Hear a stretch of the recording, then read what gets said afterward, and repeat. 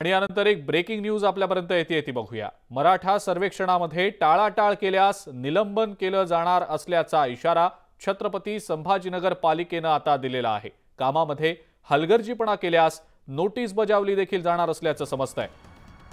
या सर्वेक्षणासाठी 1700हून अधिक शिक्षकांची नियुक्ती करण्यात आलेली आहे। राज्यात मराठा समाजाचं सामाजिक आणि शैक्षणिक मागासलेपण सिद्ध करण्यासाठी सर्वेक्षणाची जबाबदारी शिक्षकांना दिलेली असल्याने या मराठा सर्वेक्षणाच्या कामात हलगर्जीपणा झाल्यास किंवा गैरहजर राहिल्यास कारणे दाखवा नोटीस बजावून शिक्षकांवर निलंबनाची कारवाई केली जाईल असा कडक इशारा छत्रपती संभाजीनगर महानगरपालिकेने दिलेला आहे। संभाजीनगरमध्ये वॉर्ड निहाय सर्वेक्षणासाठी शहरातील 1700हून अधिक शिक्षक नेमले गेले आहेत। पहिल्याच दिवशी 14 तर 24 जानेवारीला 8 ते 10 शिक्षक गैरहजर असल्याने हा इशारा आता देण्यात आलेला आहे। अधिक माहिती या संदर्भातली आपण जाणून घेणार आहोत। अविनाश कानडजे आपला प्रतिनिधी आपल्या सोबत आहे सध्या। अविनाश, काय नेमकी माहिती? जर आपण छत्रपती संभाजीनगरचा विचार केला तर 2 दिवसापासून हे मराठा सर्वेक्षण सुरू आहे। यासाठी महापालिकेच्या शाळा असतील किंवा बाकी सर्वच शाळेचे शिक्षक या सर्वेक्षणामध्ये त्यांना ती जबाबदारी देण्यात आलेली आहे। त्यासाठी एका पथकाने येऊन जिल्हाधिकारी कार्यालयात सर्वांना ट्रेनिंग सुद्धा दिली होती।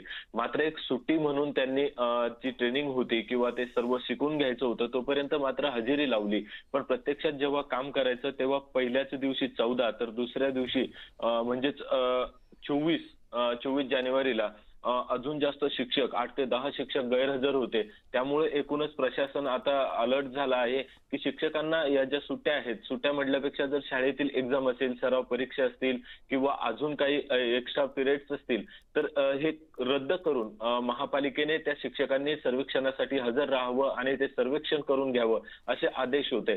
मात्र शाळेतलंही काम कमी असल्यामुळे काही जणांनी आपल्या या सुट्ट्या ग्राह्य धरल्या आणि ते हजरही राहत नाहीये। त्यामुळे आता मनपा आयुक्तांनी त्यांना असा गर्भित इशारा या ठिकाणी दिलेला आहे।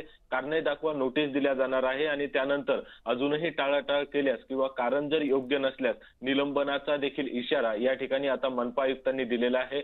या संपूर्ण प्रकरणावरून आपल्याला एकच लक्षात येते की मराठा सर्वेक्षणासाठी जे प्रशासन आहे आग्रही आहे आणि प्रशासनाकडून योग्य ती खबरदारी घेतली जाते। मात्र ज्यांच्याकडून काम करून घ्यायचं ते या ठिकाणी दिरंगाई करत असल्याचं समोर येत आहे। ठीक आहे अविनाश, धन्यवाद सविस्तर माहिती दिली त्याबद्दल।